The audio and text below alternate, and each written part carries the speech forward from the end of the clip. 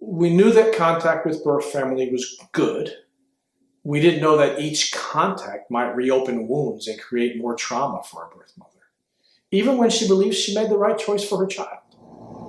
You don't realize until you're going through it, like you're there and you get to love them and you get to have all this wonderful time, and then all of a sudden they're going again, and it's just like, it's just ripping that band-aid off one more time and then having to try and go on with life again, knowing that she's there and not here.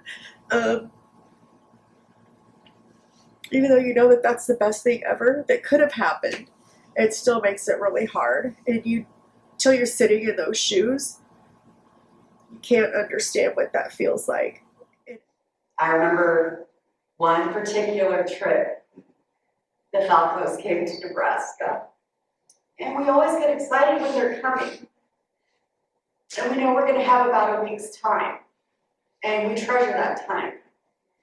But then we always get together as one big, huge, happy family at the end. Because his birth mother and I, our families are all one. And we always go to this huge breakfast the morning they're ready to leave. And this morning I chose not to go. Because I didn't want to say goodbye again.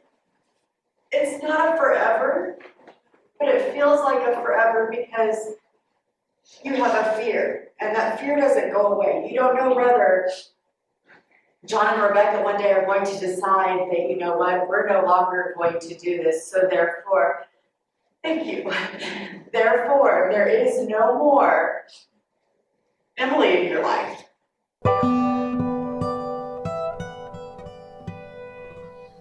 We didn't appreciate how difficult it might be for an adoptee with less or no contact with their birth family to spend time with their siblings' birth families. There was a period of time where I had no contact with my birth mother, where my siblings still had lots of contact with all of their birth families, which for me added to this feeling of not being wanted and almost thrown away, because there was no contact to check on me or to see how I was doing or to get to know me. There was very much a sense of feeling sadness that I didn't have a relationship with my birth mother, and remembering how my parents would reassure me that she still loves me and that they love me, and that that we would still try to find her if that's something that I wanted to do. When I was 8 years old, I had finally received contact from my birth mother with a letter. I remember it was written on this white notebook paper, but it was small and had blue lining on the outside, and it was just a really beautiful letter describing what my parents had already been reassuring me of over the years, that my birth mother loved me very, very much, and that she had done what she thought was best for me. And I remember in the letter, in the little envelope, was a mirror. It was about this big, and I believe on the bottom was engraved with "I will always love you," and I still hold that very, very dear, the letter, the mirror, as well as inside was a glass rose. It had pink on it, and it was very, very beautiful. I remember being very, very sad and happy, but sad because I missed her, even though I didn't really know her. I missed her so very much.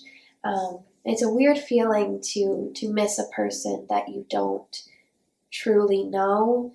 But this letter gave me a lot of hope. We learned, however, that children are resourceful. They often find substitutes for the missing contact.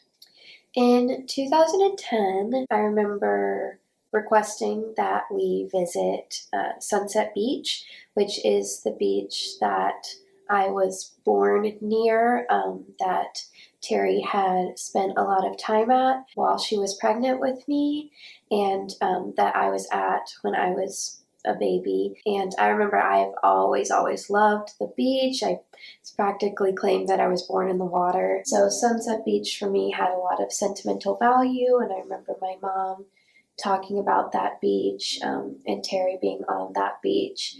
I wanted to walk the shores that she had walked. I remember feeling very connected to her through the beach and the ocean, because that was something that I know that she did, and something that she loved, and it's something that I've always loved. And so I felt a sense of connection through that. Because I wasn't able to get in contact with her personally, I think that going to Sunset Beach was my own way of trying to feel close to her and connect with her. I remember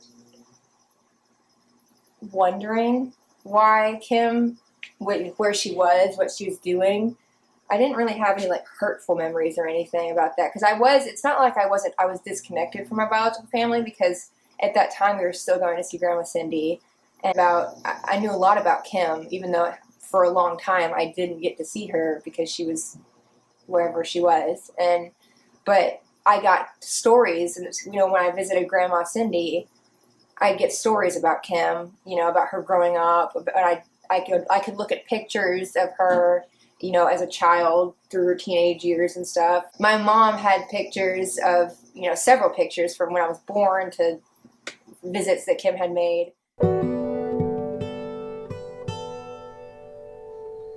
We didn't know that even if an adoption is open with a birth mother, meeting an absentee birth father years later can feel more awkward than joyous. Meeting my birth father was strange, because we never just him, it's not like I knew any of his family or anything like I did Kim. So it was strange for me. I mean, I don't know how to put it any way other than strange. I remember thinking, I don't know, this is kind of silly, but I remember thinking, is this guy really my birth father? I don't know, because I don't really see a resemblance. It was good to know where you come from, and I'm glad that I did get a chance to meet him and talk to him. And because we didn't comprehend the level of trauma associated with placement, we didn't anticipate that a birth mother in an open adoption might disengage because staying in contact was just too painful. If that adoption later reopens, it can look and feel an awful lot like opening a closed adoption. Journey and making that first call was scary but delightful. I remember at the time her favorite color was blue. It was also hard because I was more capable of connecting than my sister was, and I grieved that for my sister, and I grieved that it was part of the connecting story that couldn't be all joy. I think I just stayed in the, this is going to keep moving forward, but I didn't know how it would. In 2012, I finally received confirmation through my mom that Terry and my Aunt Christy might be ready to meet me, which is something that I was excited but nervous about. And I remember that Terry hadn't told any of her family that I was born, so I remember that I was this pretty big secret, that there was just this child out there, that all of a sudden my aunt had another niece, and so I wasn't sure how she was going to feel about that, and I was very nervous to meet Terry because I know that she had some. I didn't know to, I guess, the full extent till I was a bit older to understand it, but I know that she had been sad and had depression, things that I have. And so I think I was a little bit worried that I wouldn't be enough for her. She was meeting me out of an obligation of some sort. Because she hadn't been in contact with us for so long, it felt, I think, I was very grateful, but I think it felt a bit almost as if we were forcing her to meet me, which made me even more nervous. It's like an act of God to get out the door and get there because of all the weight of it. I remember seeing Journey across the arcade, and it was so awesome, but then I also felt at the same time that I had seen these pictures of this little girl, and when I saw her, she was a lot older than I had imagined. I don't think I had seen any recent pictures that I can remember, and I was like, we don't have that, and I felt like we're starting further back than my heart was at, and so it felt like a come together, and then, but no, you're further apart, but it was still moving forward. But I just remember it at the moment. I was like, she doesn't know. I don't know her, and I love her, but I don't know her.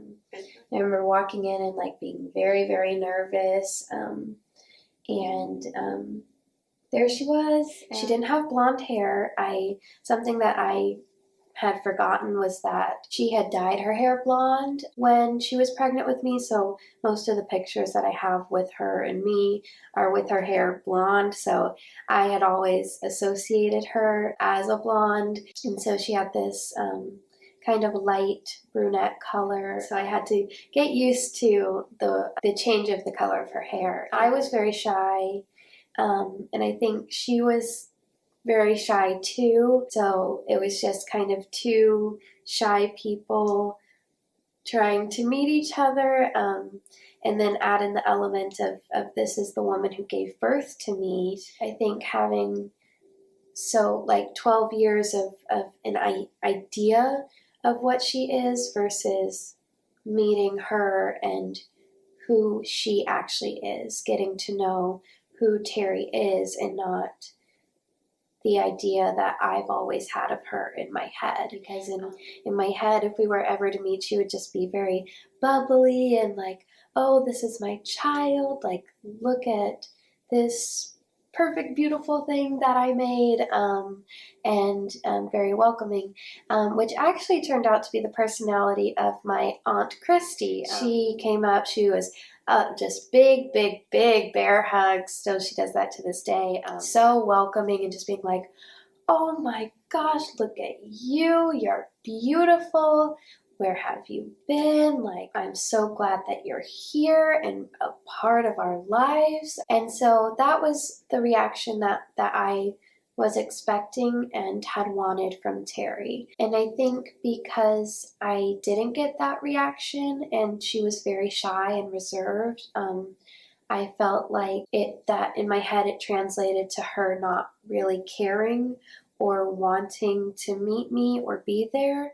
I just remember it was very hard to talk to her and navigate our relationship, and it made me feel like I was doing something wrong, and I'm sure she must have had similar feelings. I can only imagine how anxious and nervous she was. I was always a bit saddened that her reaction wasn't this grand thing, but at the same time, neither was mine. So I think we reacted to each other very similarly in that we had very small reactions and very kind of like careful reactions with each other, which, it was, I guess, now I know where I got it from.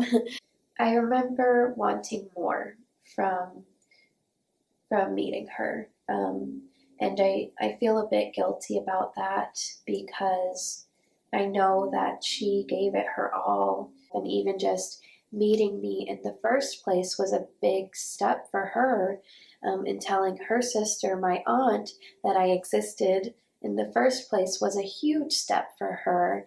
And so I feel guilty that I wanted more from her, but I just remember that was how I felt. Krista reflects on her mother's first meeting with Journey. So excited to meet Journey, and I loved that Journey was just excited to meet her because it's like strangers, But I loved that it was really a beautiful, wonderful time sitting together at the Barnes and Noble bookstore in the little cafe, and just talking about all the things that you do to get to know each other, and showing pictures and telling stories, and there was so much warmth and love and joy. One thing I love about my mom is that she can be really present and full of joy, and all the other stuff go to the side, and that carries me because there's. For my sister Samantha, for me, I had known my sister my whole life. Being saddened that she didn't even know I existed, while also trying to be understanding of why Terry didn't feel like she was able to tell Samantha about me. I remember being a bit jealous that Terry had wanted to keep Samantha and fight to have Samantha in her life while not wanting me, and getting rid of me, having such a deep love for her while having a little bit of this jealousy, and being so inspired by her. I remember my mom finding her Facebook and showing me pictures and things from shows that she did, and I was just like thinking to myself, she is everything that I want to be. She's beautiful. She looks just like my birth mother, Terry, and just stunning and so inspiring. I think it was through texting that we first communicated. I'm unsure who had reached out first, but I'm pretty sure that she had, because I'm pretty sure that I wanted to wait until she was ready. And I remember just getting that and feeling very, very nervous and be like, oh my gosh, like this is her. This is the person that I have like not built my life around, but this is the person that I have been inspired by for so long. Is she gonna like me? Like, I don't know. And so I think it was the same kind of as meeting Terry, with very small text interactions, and we didn't get too deep into feelings or anything. It was very light conversations, and kind of like, oh, well, what are you doing in school right now? I heard you do theater. What are you doing now? What shows are you in? Things like that. And then I remember that first phone call was really, really nerve-wracking. I just remember feeling very grateful that she was willing and open to have a dialogue and a conversation, and that she wanted a relationship with me, that she wanted to get to know me. But it was really good that it happened, but it was really difficult, and it needed to happen so that they could get past the point of what was separating them, between the not knowing separation and the Journey knowing and Samantha not knowing, but then both knowing of each other, and then all the trauma, I guess, and the experience that was in the way of them actually just getting to be together and alive, and seeing them work through that. And, it wasn't just one visit and ta-da, it's all good. They had to work through their own emotions and their own trials with their own lives, and then that between what was between them trying to become the sisters that they were. And I think was hardest at holiday time or her birthday time. And seeing pictures from scrapbooks. She didn't have her birth family with her, helping her celebrate, which to me, that was, that was painful, which of course it would be. That was probably the most grief I had yet when I would see her in some of those pictures and she was running and jumping and playing and seemed happy, looked happy. So that helped too. I think her having siblings like that probably helped her a lot along the years. Yes, it was 2019, and my grandmother and Aunt Christy had, we had all driven back from the beach to our house, and I was really excited because there was this anime that was coming out that I was watching. So I remember we got back and I would watch this first episode of this anime downstairs. And I'm very animated when I watch things that with characters that I really like, and so I do lots of squealing and screeching and and awe and just lots of emotions with the TV.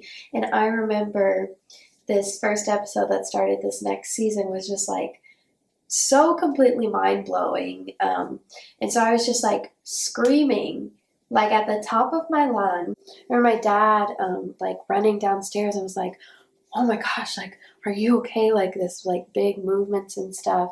And I'm like, no, I'm not okay because my character isn't okay on the show or whatever. And he's like, oh my gosh, I thought you were dying. I thought something had happened. I'm like, something did happen. There's a character that's not okay. Came back upstairs and rejoined everyone. I was like, no, I'm okay, but my character's not. I remember my grandmother being like, you can't do that to us. I'm old. You can't give me a heart attack. Things like that. But then I remember her saying something along the lines of, you need to apologize to your father. You really, really scared him. I remember thinking that I didn't feel like she had a right to tell me what to do. She hasn't been here for my life. She hasn't raised me in that way that I know her. Whereas my adoptive grandmother on my mother's side, I would go sleep over at her house and have screeching episodes, and she had to calm me down. And my adoptive grandmother on my mom's side has, dealt with me and knows me and has helped in raising me. So if she told me to do something, I'd be like, yes, ma'am. I was a bit taken aback, and I'm still a bit unsure, but I just felt like she wasn't allowed to tell me what to do because she wasn't there. She didn't raise me, and that is not her fault. That's not my fault. It's not anybody's fault. And I remember telling my dad and him saying and reassuring me and saying, she means the best, and she's saying it out of love. Nowadays, though, whenever she tells me what to do, I just do it. I'm grateful that she feels like any other authority figure in my life, and grateful for building that relationship. And don't even get me started on what we didn't know about transracial adoption. That's another documentary, right?